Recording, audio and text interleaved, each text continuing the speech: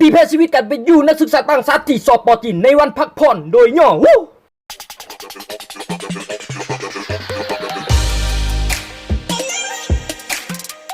ทักทายสวัสดีพ่อแม่พี่น้องกิ๊กซูสาวแต่เนี่ยถึงใต้พบกันอีกแล้วกับช่องต้า Enjoy Channel เนาะวันนี้สิมาถ่ายคลิปเล่นๆบ่มีอย่างเฮ็ด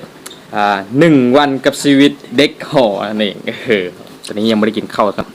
หากก็ตามแล้วแต่งตัวแล้ว3 โมงแล้วกินข้าวแล้วก็สิไปเมืองบุญเฮียนหน่อยนึงเก็บเซ็งแล้วส่วนเนี่ยเจ้าวิชานี่แหละไปเนี่ยกล้องเฮา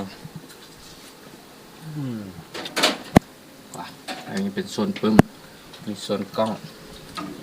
โซนตรงยาไม่ดิ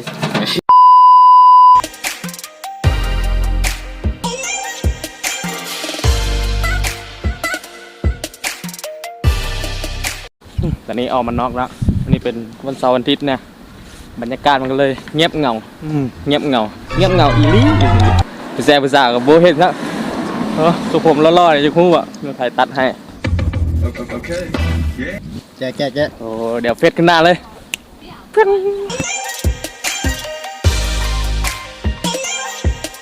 ดูชมมีหักแฟนเพลง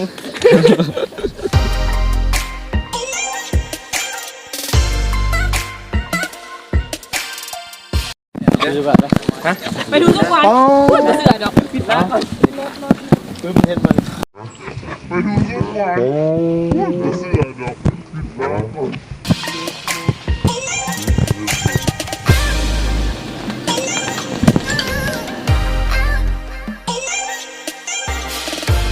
ให้สุขา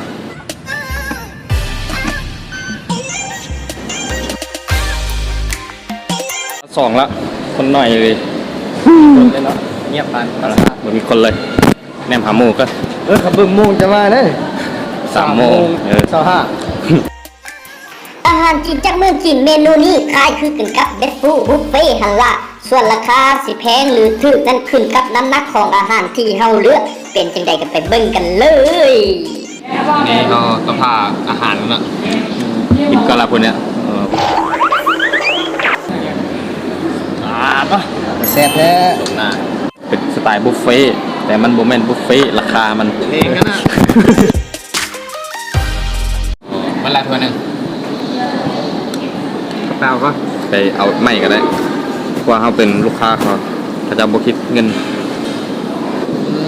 ถ้วย2มาแล้วเอาถ้วยละมิดยังบ่เบิดเลยอันนั้น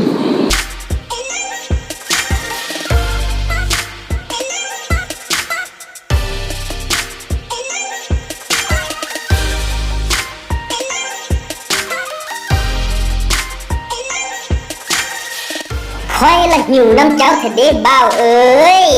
จังแมนกินแซ่บกินนวดแทนเนาะกินถ้วย3แล้วพี่น้อง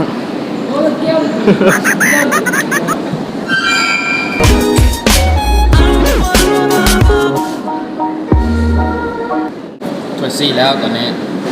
คือ4บ่ไหวแล้วจังหวะนี้ไอ้ถ้วยมัน4พอชุดจบตัวนี้แหละไปยอมแพ้สุดอยู่ที่2 ถ้วยแล้วไปบ่ไหวแล้วท้องสิแตกแล้ว4 ถ้วยรวมกันเป็น6 ถ้วยอันเขาจริงว่าครับบ่จริงจบกันพอดีอันเขาจริงทั้งนั้น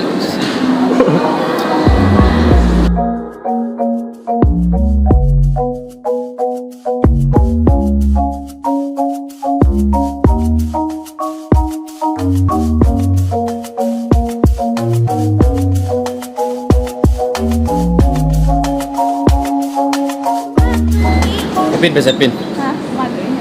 ฮะมาจากเฮียนหนังสือเฮียนหนังสือ支付宝收款3元กำลังสิไปพอดี请支付3元ไป我想问这个多少钱จากกินข้าวต้องมีของหวาน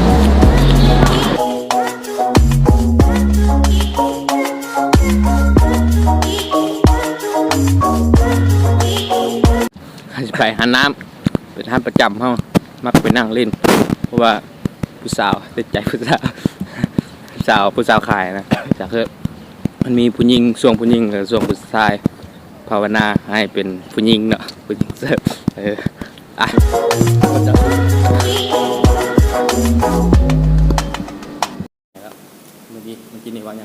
ภาษาหลอดเลย ปากภาษา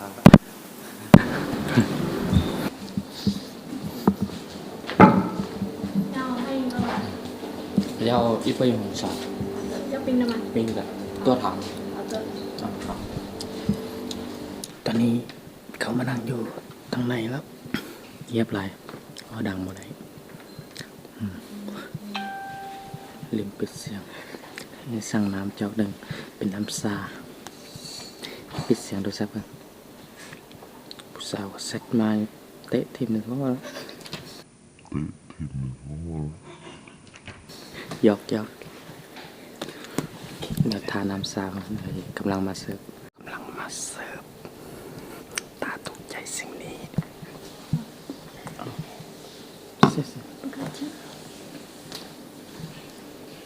ลิป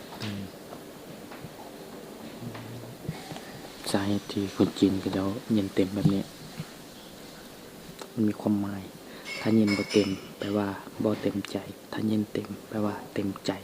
เขาก็เลยเย็นแนวเต็มแบบนี้แต่ต่างกับคนลาวเนาะคนลาวเขาจะบ่เย็นเต็มเขาอยากมันเฮีย คอยละเมื่อยน้ำเจ้าเธอได้เบ้าเอ้ยสิเป็นแนวใดก็มีหมดเนาะคนต้น จังหน่อย บ่ไหวละ ตั้งใจเฮียนจนแบตเบิดมีกำลังใจเฮียน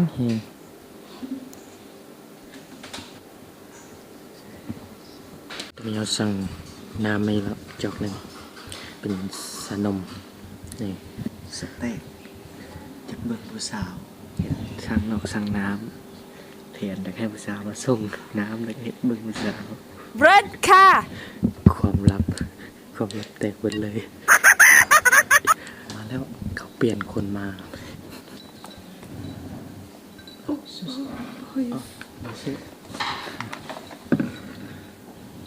ล้นหลายจุดเนี้ย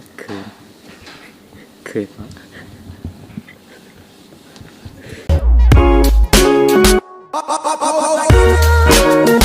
ดูดดูดสุดลมหายใจที่มีเพื่อจอกซานี้แซ่บแอบมองเธออยู่นะจ๊ะแต่เธอไม่รู้บ้างเลยแอบสนใจให้นิดๆแต่ดูเธอสั่งเสยเมยฮันแน่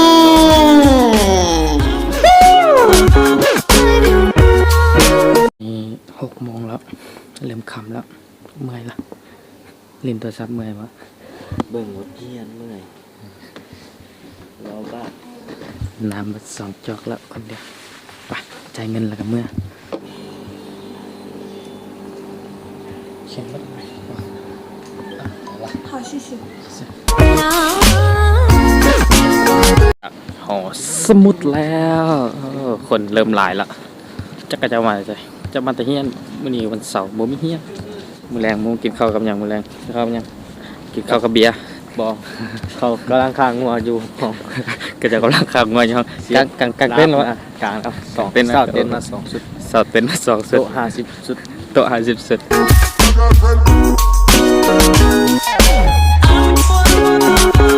เฮาหากับฮู้ว่าสาวนั้นก็แนมเฮาคือกันแล้วสาววิดีโอให้เบิ่ง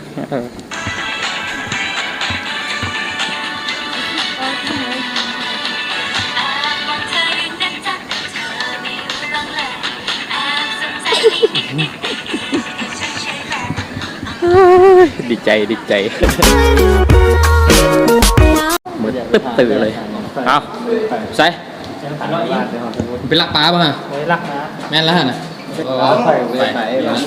ไฟ ตัวนี้เปิดแล้วห้องนักดนตรีเลยซื้อมาใหม่ตัวนี้อันนั้นอันที่ว่าเขาสั่งมีคนแปลเครื่องให้เขา สาวว่าแบบไง บอกไม่เขาสั่งกันนี่ฟิล์มติดโทรศัพท์เยอะๆขอบใจอย่าลืมกดไลค์กดแชร์คลิปนี้เพื่อให้เป็นกำลังใจในการเทคลิปต่อไปตอนนี้มาขอฟังเพลงฟกซองกันก่อนเนาะแซ่บสาวสัตว์มาอีกแล้วโอ้ได้อ่ะขอขอบใจเนาะลาไปก่อนบาย